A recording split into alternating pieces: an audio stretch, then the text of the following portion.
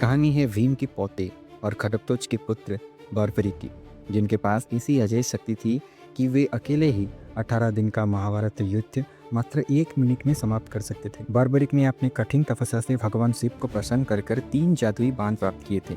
इनमें से पहला बाण उन सभी लक्ष्य को चिन्हित करता था जिन्हें नष्ट करना हो।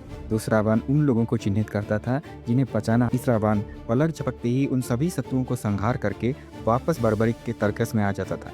जब युद्ध छिड़ा तो बर्बरिक ने अपनी माता को वचन दिया कि वे उस पक्ष पे लड़ेंगे जो हार रहा होगा, जो कमजोर होगा। भगवान कृष्ण इस अद्भुत योद्धा की शक्ति और उनके वचन के खतरे को जानते थे। वो समझ गए यदि बर्बरिक कौरवों की हार देखकर उनकी ओर से लड़ेंगे तो पांडवों का हारना निश्चित है, और यदि पांडव हारने लगे और बर्बरिक ने फिर अपना पक्ष बदल लेते तो अंत में केवल बर्बरिक ही जीवित बचे। सृष्टि के संतुलन और धर्म की स्थापना के लिए कृष्ण ने एक ब्राह्मण का वेश धरा और बर्बरिक की परीक्षा ली।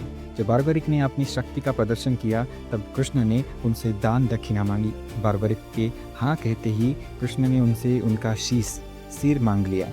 एक सच्चे योद्धा की तरह बर्बरिक ने बिना किसी हिचकिचाहट में अपना सिर काटकर कृष्ण के चरण में अर्पित कर दिया, लेकिन अपनी अंतिम इच्छा जताई कि वो पूरा युद्ध अपनी आंखों से देखना चाहते। कृष्ण ने उनके सिर को अमृत से सींचकर एक ऊंची पहाड़ी पर स्थापित कर दिया, जहां से उन्होंने पूरा युद्ध देखा।